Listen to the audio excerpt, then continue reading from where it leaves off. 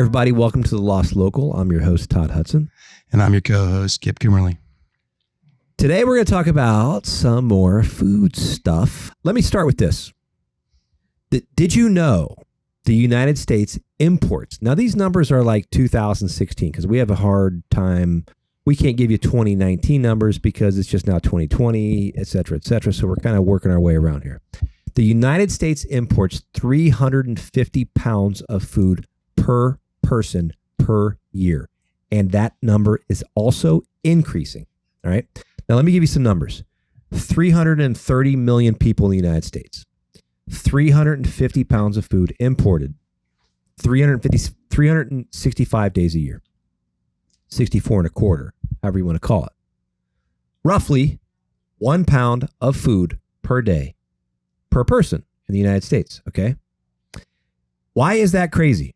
Well, when was the last time you had a 3-pound bowl of cereal? Anybody? Yeah, I don't do cereal anymore. After I saw the movie where he's watching the aisles, going looking up and down. There's 1,000 different options, and it's yes. So let me give you an example. As a chef, when I look at like a 6-course tasting menu, okay, and when I think about it, there is, and I don't know the average consumer thinks about this, but there's a number, there's a weight quantification of how much food one human can eat in one sitting. Okay. And let me give you an example. If I put a 48-ounce steak on the menu for $150, whatever it is, $50, all right.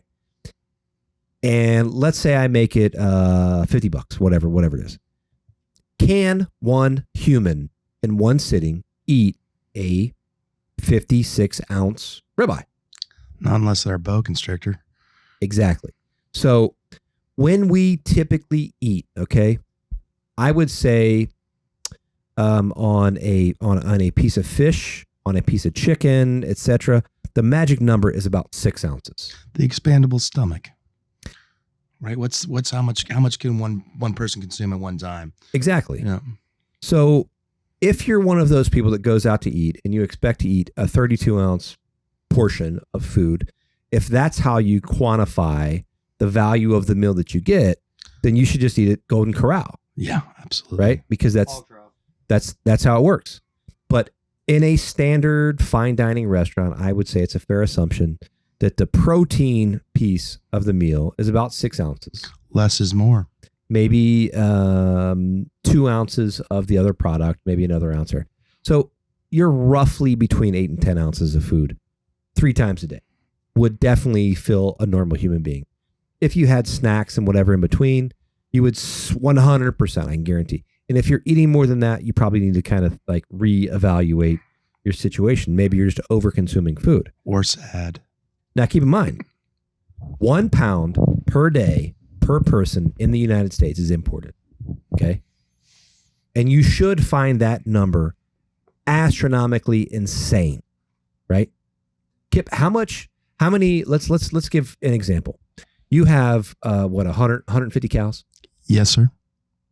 How much is the weight of a live cow? Anywhere between 1,000 and 1,200 pounds.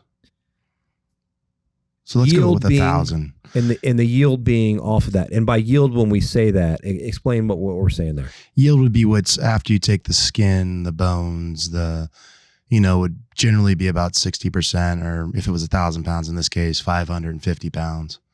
And in that case, we're talking about, people ask you, I've heard a lot of people ask you, can I buy a whole cow? Right. And what I think they're missing the idea of, when a farmer sells a whole cow. Oh, it's seriously confusing for most consumers. Right. Because we haven't done that in like 30 years. Right. They forget about the rest of the cow. They just think about the meat. So when somebody, they're thinking that they're buying like a, 47 fillets, 37 It's ribeyes. a 1-to-1 ratio in their mind, right? Right. It just doesn't work that way. So when you buy an animal, okay, you're going to go into, let's say 1,000, you say roughly 1,000 pounds for easy numbers. Mm-hmm. That's going to produce 500 pounds of meat. Yep. And the other 500 pounds is what? Skin, bones, blood, organ meat, things that they're not going to consume. Exactly. All right. Now, of that last 500 pounds of meat they're getting, at a 50% yield on a 1,000-pound animal, 500 pounds. Sure. Okay. Of that right there, how much of that is filet? Yeah. So, you'll maybe get 9 to 10 pounds of that'll be filet. Right. On a normal animal. So what he's saying, 9 to 10 pounds, that there's 2 per side. Well, 2 on an animal, 1 per side. And that would be, when he says 9 pounds, that's roughly 4.5, 5 pounds per tenderloin per side. Correct. Okay? So what he's saying is, when you, and the other half is, that's the whole muscle, right? When you pull the whole muscle. Yeah, that's a primal cut. A primal cut. And when we say primal cuts, we're talking about when you harvest an animal and it's hanging and you separate it out into each individual muscle, sirloin, ribeye, etc., right? Chuck, rump. You're breaking those down. Those are called primals. And then within that, there's called subprimals. So off of that tenderloin muscle that we're going to pull off, we're going to literally pull it off of the animal, and that's going to be about 5 pounds. In deer, it's called the backstrap. Backstrap. It's the easiest thing to pull off. Yeah. So we're going to pull that off. And the reason why we have tenderloin is because you can easily pull that muscle off. The reason why it's valuable is because there's only 1 per side. They don't use it as a muscle. It's the tenderest meat, generally speaking. Hands down, tenderest meat. And the other half is, the tenderest meat is also the least flavorful meat. Did y'all know that? Yeah, most people don't get that. They go for tender instead of flavor. Right. So if you literally, by definition, if you want to buy a very flavorful steak, you need to buy sirloins or strip steaks. Me, I'm a skirt man. Skirts, etc. We would consider that in the off cut. But when you buy a beef tenderloin, you are literally telling the butcher, I don't care about the flavor so much. I care about tenderness or notoriety, right? And it's wonderful to eat tender steaks. The irony of it is you can pull a tenderloin off a 13-year-old cull cow that's had, 8 babies and, lived in the sun and the heat and worked her butt off to have those 8 babies, and it's still tender. And so a lot of what you're getting for these cheap tenderloins are actually old cull cows. Well, and the other half is that I've noticed at butchers, in a culinary world where I live, we consider filet mignon, there's 2 per tenderloin, okay? And that would be the exact very center cut. And that generally, regardless of the quality of the animal or whatever, is a very highly marbled cut. But that is 2 per side. So 4 on a 1,000 pound. Most of these animals would probably, a grain-fed animal is what, like? Oh, easily 1,500, anywhere from 12 to 1,500. Much larger animal, right? There's 4. Theoretically, we have actually different names for tenderloin muscles that are cut up into steaks. The filet mignon is actually a reference to the center cut tenderloin beef muscle. That is not a trim cut or an off cut or anything. Chateaubriand is the entire center cut. Like a 18-ounce Chateaubriand is the literal definition of the very, very, very center cut, the most rare cut on the animal. Leave it to the French. And that's how we have this classical, and Chateaubriand, properly prepared, should be $100 for 1 Chateaubriand. If it feeds at least 2 people, right? 32-ounce center cut of the primo of any animal, of any beef out there, right? And it doesn't really matter that muscle, whether you're buying grain fed or grass fed, doesn't really make a difference. That tenderness wise, that muscle doesn't get used in any cow that's out there. So I think people are kind of wasting their money when they buy a really expensive beef tenderloin, when they're buying like prime, whatever, right? In the grain fed world, I wouldn't do that. If it was me, you can get, and even speaking of that, explain to us, Kip, the definition between all the different grades of beef, between select and choice and prime and so on. So for us in the grass-fed world, we're aiming for choice or high choice. We feel like that's the best value. So if you're going for prime, I think less than all 2% of steaks are. Let's hold on. Back it up. What are the actual grades? I got you. So it's select, choice, and prime. In that order. Yes. And prime even being the highest. And below that, we have ungraded. Ungraded. Yeah. And that goes down, to 5 different grades of ungraded down to dog food. All right. So ungraded is your base. Above that is select. Mm-hmm. Above that is choice, which most beef that you would see at a grocery store or at a restaurant is choice. Mm-hmm. Above that is prime. Okay. And then and that's just the American market. Okay. In the Japanese market, it's 10 times that, right? Like they do a BMS scale, and there are 5 grades of the BMS. All 5 on the Japanese scale are above prime. So the reason why you go to a restaurant and you see, and here's an easy way to see it. When you go to, I went to Waffle House. This is probably, 6 months ago, and it was at night. And let me just throw it out there. I love Waffle House. I don't give a shit what you say. I love Waffle House. It's a great restaurant. I know everyone in there. I got a good one by my house. I go in there and this gal orders a ribeye, which I think is $8.95 for a ribeye. Okay. On the Waffle House menu. This thing is literally thinner than your pinky. It might be a 1/4 inch. And the gal ordered it, and she ordered it medium rare. Let me just explain. Number one, you're at Waffle House and you're ordering a ribeye for $8.95 medium rare. We know damn well. I mean, you can figure out what the cost of the meat is because you go to grocery stores, whatever. You should be cognizant of the cost of the meat. And this lady orders this, literally, I mean, it's, I don't know what's a good, like it's thinner than your cell phone. And she orders it medium rare. And, of course the guy throws it in the pan, flip, puts it on a plate. By the time she eats it, she gets it and it's like medium well. Well, yeah, because there's not a lot of room for error on that one there. And I'm sitting next to her, and I'm a chef and I own a restaurant. I'm kind of like, check yourself, bitch. Honestly, that's one I had to learn the hard way too, especially on grass-fed, as lean as it is. To cut it thicker means a better eating experience. Absolutely. Absolutely.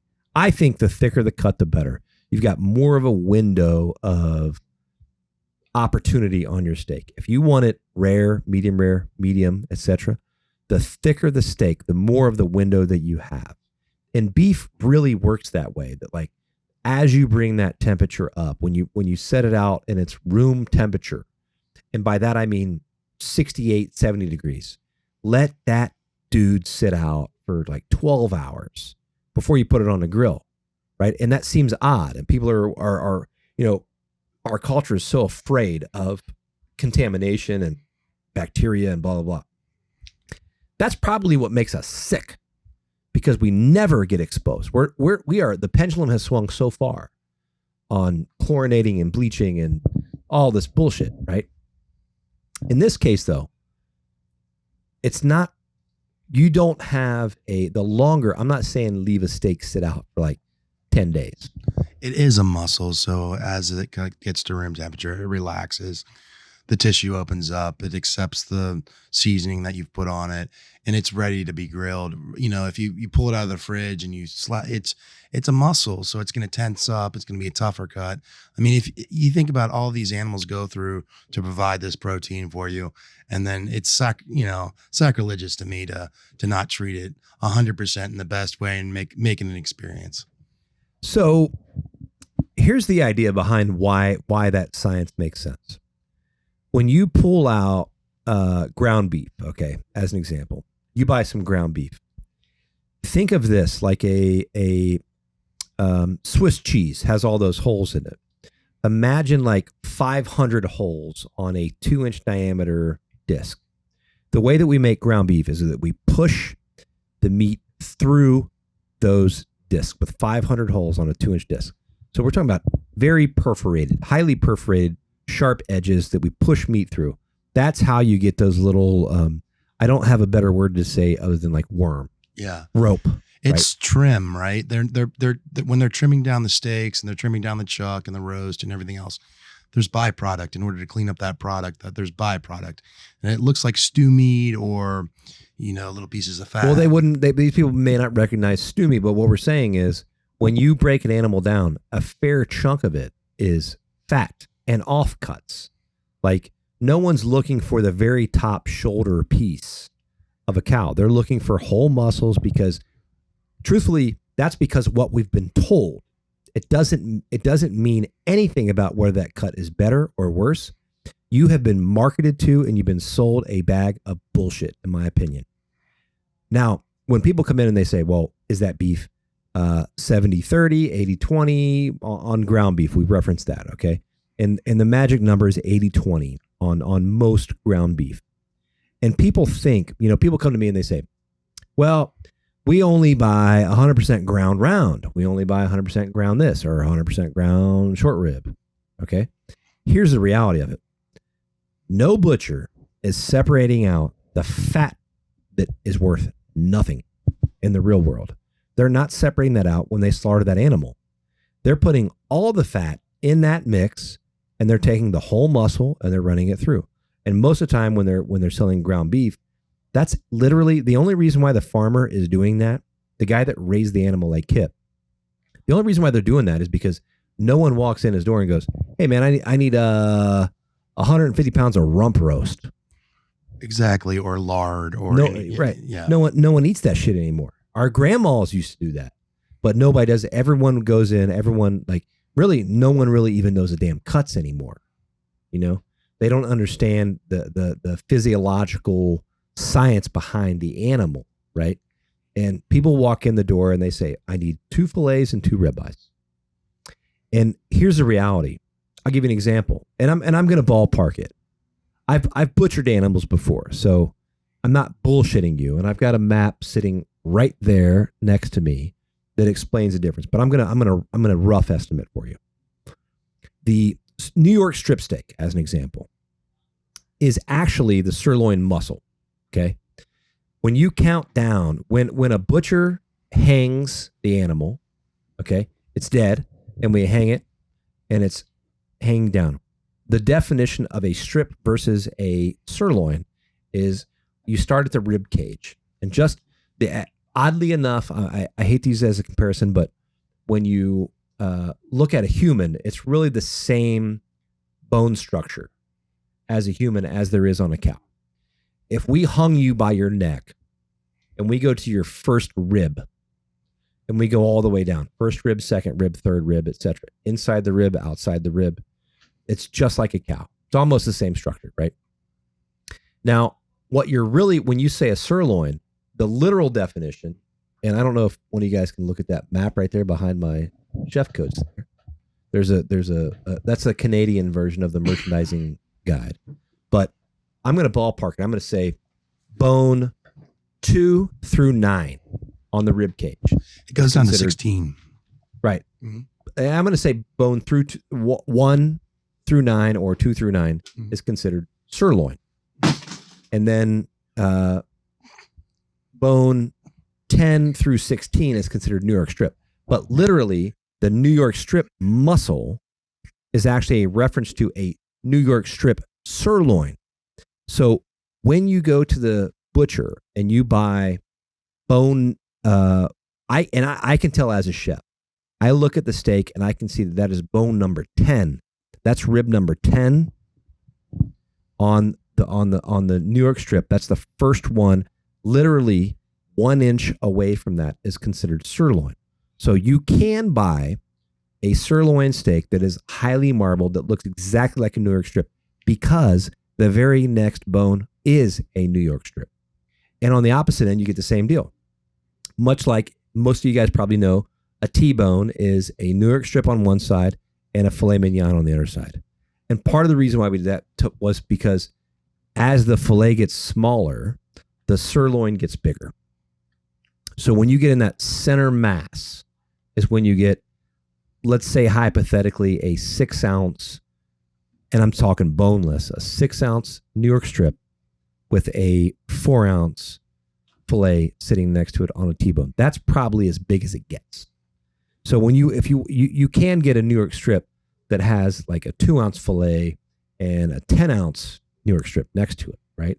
But literally the very next bone is going to be almost no filet mignon and technically a sirloin. So there's all these cuts that people really don't really get hip to. People don't buy sirloin. We put it on the menu. We've ran it like 100 times. No one really follows it. No one gives a shit about it. But I sell New York strips like it's going out of style, and boneless, skinless chicken breast, man. Exactly. And what he's saying is we used to raise our own beef and we would bring everything in. All of our steaks were done on the bone. And at that point they were all bone in. So people, what I got away from was that people would order like a medium T-bone. Okay. And they would send it back because next to the bone, it was more medium rare. And on the outside, it was more medium. Okay. That's how it works when you're next to a bone. I don't cook the bone to heat the steak. It just doesn't work that way. Right. So, but the bone does have this, what's the thing in bone marrow that's like the compound? The reason why we have bone broths that are hip, collagen, the collagen, right? So collagen. Now, with a few exceptions, there are very few examples of collagen, sources of collagen in the world. Bone broth became popular because there are very few sources of that. And some of them would be like oyster shells, where we don't eat oyster shells as humans, but within the bone, and just like with feeding animals need wild, like dogs, cats, etc. They're kind of designed to eat what's outside. Like they would eat. It's a question of nutrient density. Do you know what I mean? Totally. Like you can get more for, not necessarily less effort, but I mean, it's definitely the most nutrient dense part of the cow, along with the liver or some of those organ meats that have, and I think that's what it really is that's the healing property of that. You know what I mean? And let me give you an example of that. When I was little, I don't know about you, when you guys were little, when you got sick, did your mom give you Jell-O? Oh yeah. Do you know why? 'Cause the horse hooves? Nope. Your mom gave you Jell-O because gelatin is collagen. Jell-O is collagen by nature. That's kind of where that came from. Mm-hmm. So what we were theoretically doing, when you take a steak or a bone in general, and you crack it in half, and you brown it in a pan. And by the way, Louis Escoffier basically wrote the first culinary book that the whole entire world recognized as, this guy is a gangster. And I don't know, this is 1900 or something. You talking about Asa Buka? I'm close to that, but I'm talking about Louis Escoffier. He wrote the oh hell. Anyway, get the Escoffier cookbook. Every single person that gives two shits about food should have the Escoffier cookbook in their kitchen. Like literally in your kitchen, not on a bookshelf, in your kitchen. Italian, I'm assuming, right? No, French. Oh. Escoffier. Well, I don't know. They all Escoffiali. All I know is I like the Italian stuff. I mean, I do too, but this dude kind of does that. But when you break those bones open and you brown them down, his description of how you make stock, how you make broth versus stock is magnificent. But what he's talking about is inside the bone, there's this collagen. And I don't know if it's like straight omega-3s or something crazy like that, but he's pulling that out. And it happens actually under cold water, but you brown it for flavor. You pull the collagen out under a broth of water, and you simmer that, and you don't let it boil. As you heat it, all of the bullshit comes to the surface. Scum comes to the surface. Skim. And they used to have this triangle shaped spoon. I've never seen it, but I have my grandma's, and I have this triangle shaped like rubber spoon, and it's for skimming the surface, right? And when you're making these bone broths and whatnot, you need to skim all the shit off the top, but do not let it boil, because when it boils, all of that scum that's on the surface, as it's boiling, just gets broken up into pieces, and it goes down to the bottom, and it has this like ovular shaped cycle between the bottom of the pan and the top of the pan. Okay. So you skim all that off. You take a napkin and you keep pressing it on the top, and you do all those things, and you keep pulling that scum off there. And the ideal broth, okay, broth by definition is just bone. And poor people food. So take your broth by Louis Escoffier's definition is clear. Okay. So if your broth has sediment to it, it is not broth. Well made, in his opinion. I mean, aren't they calling it consomme, or they have a different name for it than we do, than bone broth, right? It's been around for ages. So stock is the addition of vegetables to the broth. Okay. And all of this process, keep in mind, you have to brown it for it to make any flavor. All right. And that's the idea, is that you're extracting the collagen from the bone, right? When you take that broth, and we see it, and we buy like, let's say bone broth from your shop, Kip. We buy your broth, and the way that you know it's really broth versus chemicals, when you cook it down, it then becomes what we call demi-glace. And when you have demi-glace, that is a thick, it's a thicker broth. But what it really is, when you refrigerate it, it becomes gel. Okay? It's gelatinous. It's not liquid. It's not gas. It's not air. It is a gel, which I think is actually some kind of like science. Am I right, Al? Do you know? So when we talk about demi-glace, we're talking about a thickened. It's not actually, I shouldn't say it. It's not a thickened by an ulterior motive. It's not thickened. It's a reduced stuff. There's no addition. And at some point there, that stuff is going to get thick. That is gel. Okay. When you extract that, if you don't brown the meat beforehand, and you pull that out, gelatinous, jello, you follow? Collagen, you follow what I'm saying? That is all the same thing. Jello is unflavored gelatin. That is reduction of what is on the interior of animals' bones as it naturally occurs. But we do have vegetarian versions now. I have no idea where that comes from. Probably thickened seaweed. I don't know. Chemicals are probably involved or something. But the natural derivative of Jello is that. And let me clarify. The big deal is that substance that's inside of an animal's bone essentially only exists inside of an animal's bone. Collagen is only inside animals' bone. It does not come from vegetables on any level.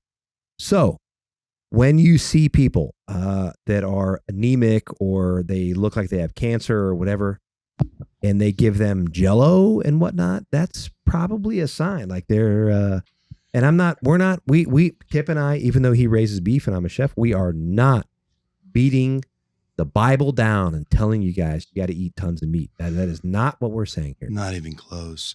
The reality of it is that we're looking for nutrition, right? We're looking for my customers anyways. We get a lot of customers that by the time they come to us, they're so messed up, they're sick, they're unhealthy, and they're looking for a better way. And there's really two magic bullets that I have for them as far as for what I do. And that would be the bone broth and the organ meats. And they can't get any more nutrition than that. And I've actually seen it heal people. And, there's only so much you can do for people, but that if they're willing to put the work into making the bone broth and willing to eat the liver or the kidney or the heart, you do see a return on that kind of investment. Well, here's the thing about like when you make even in the world of professional kitchens, when people buy meat, okay, number one, you should buy your meat on the bone. You should buy whole chickens, and as an example, you save $4 a pound buying whole chickens. Okay, Easily. Same with your beef. Buy everything on the bone. If you want to cut it off the bone, that's fine. Now, let me also clarify too while I'm thinking of it. When you do this with grain-fed animals, it's a complete waste of time. Don't waste your money buying a bone-in, grain-finished, prime ribeye. Don't do that. If you're looking for the health benefits, you absolutely have to get it from pasture-raised animals, period. You're wasting your time. If you like, when you go to the store, when you see bone broth or whatever bullshit they're trying to sell you, if it doesn't come from grass-fed, pasture-raised animals, which you probably can't tell because there's so much marketing bullshit involved. Absolutely. I mean, even the powdered bone broth that they sell now. Totally. I mean, it has nothing to do. There's living things going on there. You know what I mean? There's no reason why you can't buy grass-fed beef, buy it on the bone, take those bones, cut your steak off of it, or cook it on the steak. And what my wife and I do, we cook a chicken, we cook steak, we cook it on the bone. We eat it. We take the bones that are left over from the kids and from us and whatever, and we throw that in a pot right on the spot. And I put it on low, and I just brown it. And I put a little butter in there, and I brown it on that, or lard, or what have you. And then I cover it with water, and I cut the heat off, and I let it cook overnight. Cover it with water, and you come back the next day.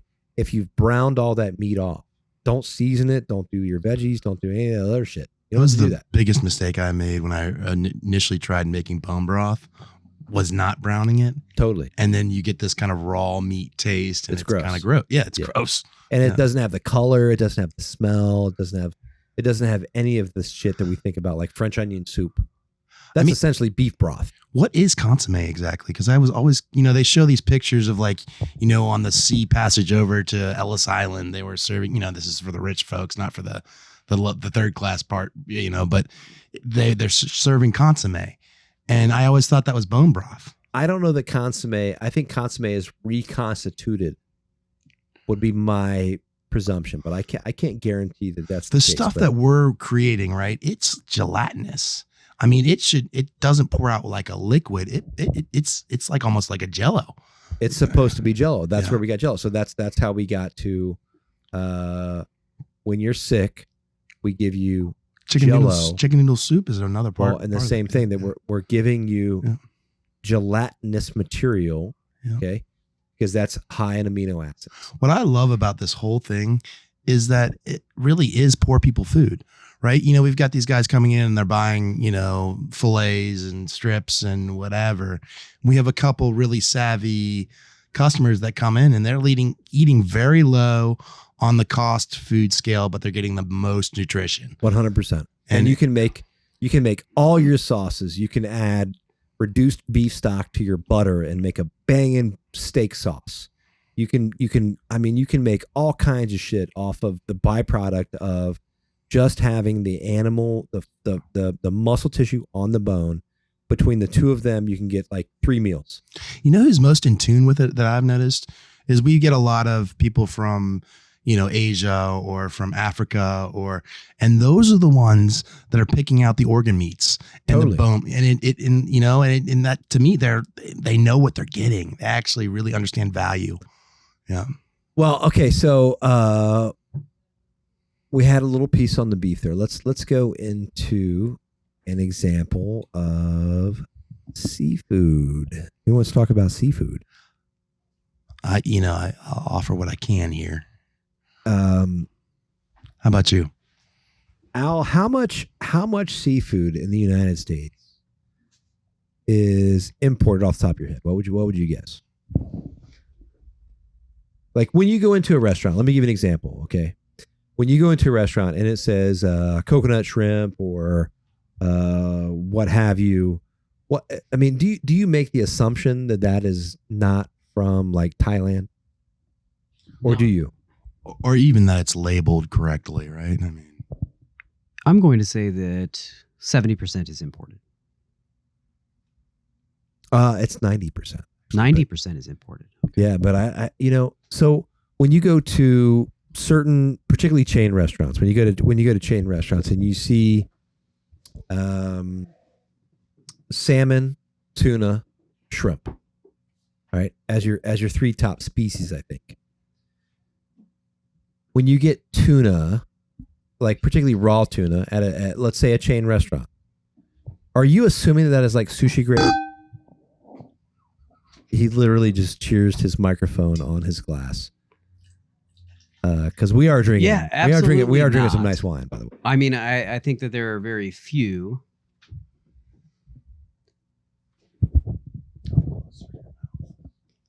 I think there are very few sushi grade Now, let me just ask you, what is sushi tuna grade? suppliers. What is sushi grade? I think that means that when you can basically cut it straight off and eat it without any other preparation method. Is that a legal definition, or? I don't know the answer to that. I would assume that it's marketing. So if me and you went out to North Carolina and we caught a tuna, Mm-hmm. and we go back in and eat it, is that sushi grade? So I bet you that there's some level of certification piece that needs So to who- go who- with that. So who gets certified? The guy serving it, the guy catching it. No, I would say it's the person selling it, right? All right. So who is getting certified there? Anybody? In the example of us going to catch something, probably nobody, right? But in the example of trying to sell it to a restaurant, yeah. then I would say, I'd say that it is the person that has purchased it from the actual fisherman, and then they are either going to figure out whether it needs to be certified and will demand a higher value. All right. Would you like to know the answer to that I question? would. Well, and again, let me clarify. This is my opinion as a chef, because I've asked this question like 10,000 times to everyone that tries to sell me seafood. But here's what it is. Number one, sushi quality is completely undefined. Completely undefined. The United States government does not have a definition of sushi grade versus whatever. We don't have that. We don't even have fresh versus frozen. We don't have that legally defined. We do not have sour cream defined as coming from a cow that's cream that has been turned sour. We don't have that. We don't have that. We were talking earlier about Coke, right? What if we called it what it really is, right? High fructose corn syrup, carbonated water, da-da-da-da-da.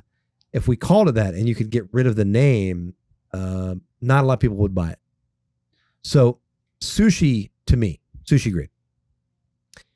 Number one, the quality of the water that it comes out of. If the water is, let's say, I don't know, what was the Deepwater Horizon BP oil spill, like 2008, maybe something like that. Right? It's been a minute. I don't think it was 2008 though. I think it was it was Bush administration. I know that. it was. 6, 4, something. Well, anyway, in that case, could you have an oil spill where the oil is seeping through the bottom of the ocean into a bay, and then catch grouper and then call it sushi grade? In America? In America, right? So Yeah, the Japanese don't mess around though, man. Their markets are a little different. But I'm talking about in America. In America, Japanese have a whole different world. We are the suckers of the world. Well, yeah, we like the story. We like the marketing. We call it sushi, but is it really sushi? Is it really Chinese food? Is it really Americanized Chinese food? Well, we're actually, no offense to all my brother Americans, sisters, but we're actually the dumbest people on the planet. Probably, Stop, when it comes dude. to food. I'm not gonna. Nope, we're not doing that. When it comes to food, we're the dumbest. Because when someone comes in and they say it's sushi grade tuna, that's all they need to know. The question is, what does that mean? And I can tell you this, no one knows the answer. I have an idea what the answer is. And here's what it is. Quality of the water that the fish comes out of. Okay. The fish comes out of dirty ass water. You should not consume it. It has raw petroleum. It has chemicals that if it comes from a pond, if it's in a pond that you have to add chemicals to, like let's say theoretically chlorine to the water, is that sushi grade? Absolutely not. Can someone tell you it's sushi grade? Yes, they can. There is no legal definition of sushi grade. Okay. Now, when a quality fish purveyor tells you it's sushi grade, the general reference being two different things. One, the water is clean where the fish comes from. Number two, the fish does not have parasites automatically living in it while it's raw. And as an example, you don't really see halibut as a raw sushi grade sushi item. The reason why is because halibut can have worms in it while it's alive. It has worms living in its flesh while it swims around. Okay. And I know this is gross, but those worms do not show themselves for about 3 or 4 days. So, you know, when we buy from a really high quality fish purveyor, I bought halibut for like 5 years and never saw it. I bought halibut from another guy and it came in and like the second day it started having worms that little baby worms. It was really odd, right? And they're like little tiny brown. I mean, they're really, really, really, really small. And halibut, I don't know that anyone really tries to sell me halibut grade or sushi grade halibut. Okay. I don't think most people do that. Now, tuna as an example, just like what we were talking about with beef, when that beef gets pushed through a hole, a 2-inch hole that has 500 micro holes in it, and it gets pushed through this blade. The question is the exposure to oxygen. That whole surface of this minor little spaghetti piece of meat, that the surface area is exposed to oxygen. That's where your contamination level becomes dominant, because you need moisture presence, you need air, and you need surface area.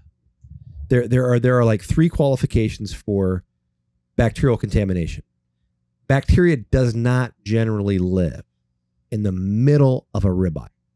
So when you cook a ribeye, if you cook the exterior of the ribeye, you can cook it at any temperature you want.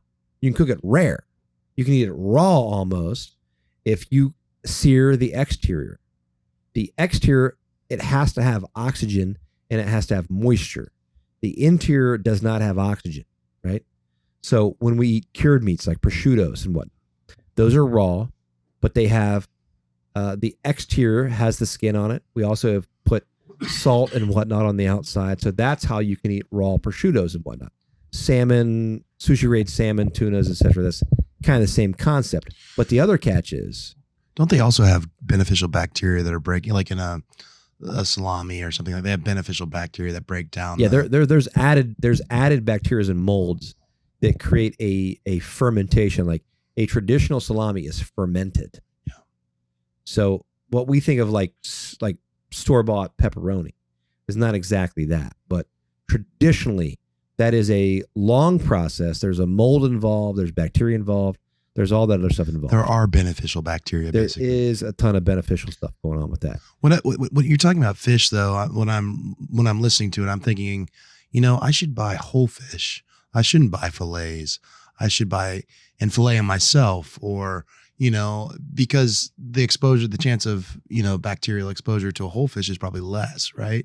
Well, and the shelf life is longer, but I can tell you this too, that most places do not provide that option. A lot of places don't provide fresh fish either way. So here's my thing about fish.